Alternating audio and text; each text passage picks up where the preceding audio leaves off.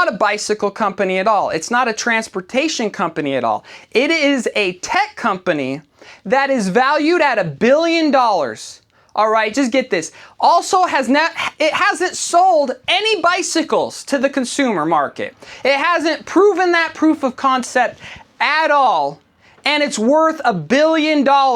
People, smart people, have given their hard-earned money to a business and valued that investment at $1 billion cap. All right, and they're not dumb. Why is that? Well, DoorDash invested in also $200 million for the sole purpose of creating little four-wheeled robots that will deliver food instead of humans. All right, also is a human replacement company, not a bicycle company. I mean, they do both, but they're valued. What pays everyone's paycheck in that company is the possibility of that company being able to take away every single delivery driver's job. That's why the company's worth $1 billion. All right. And, you know, if we live in a healthy society, get rid of the jobs that can be done by a robot. If a clanker can fix a bike, I don't want to fix a bike. All right. But the problem is America had a social contract.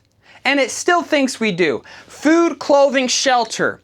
If you're a productive member of society, if you're willing to work 40 hours a week, if you're willing to toil 8 hours a day, 5 days a week, you should have food, you should have clothing, and you should have shelter.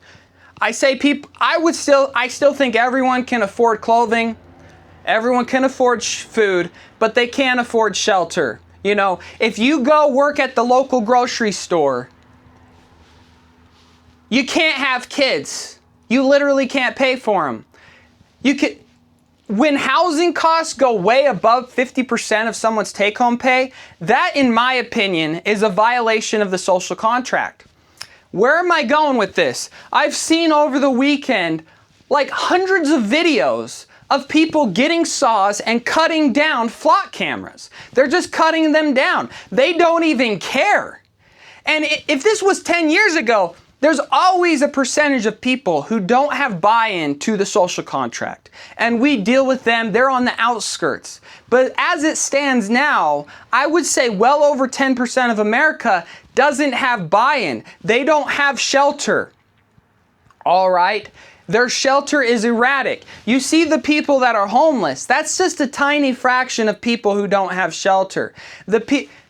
For every one homeless person you see on the street, there is another one living in someone's driveway, in their car. There's another one having multiple kids, multiple people in one bedroom in a home. Underhoused is the real threat, and you can't see it.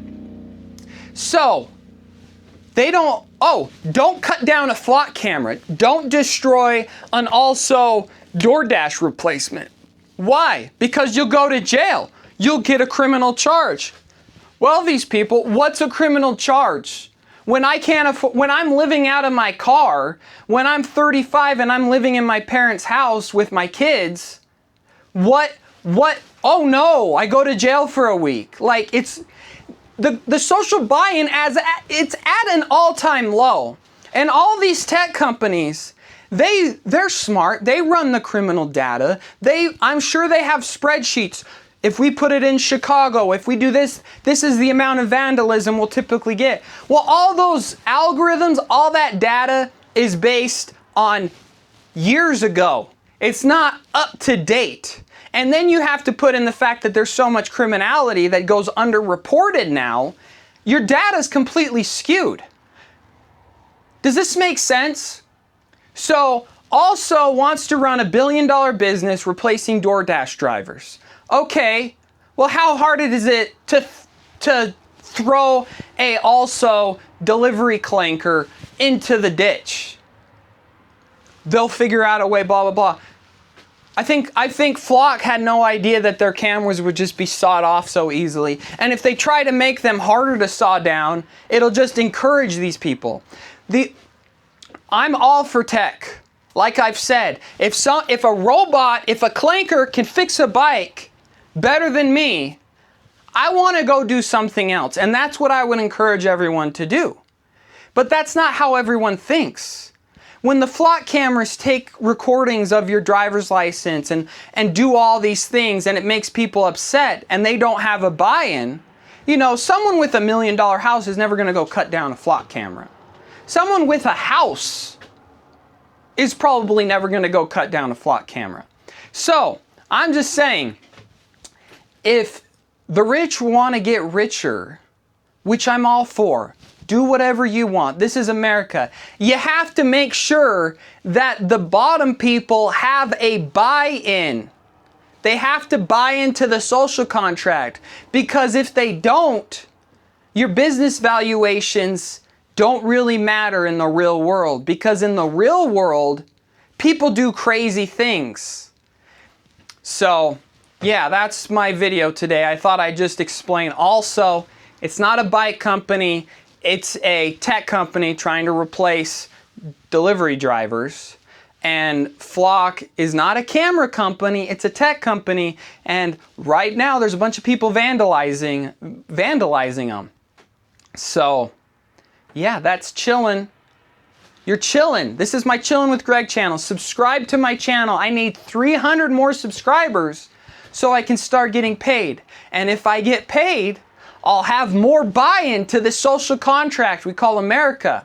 I already have buy-in. I'm not making any threats. Greg is a good boy. I'm a good boy. I'm putting slime in my daughter's tires. We're gonna go have a fun bike ride after this video. It's getting hot in my truck. I've got 5 jobs to do after I go on a bike ride with my family. But yeah, crazy. What's everyone's thoughts on what's everyone's thoughts on flock cameras? See you around.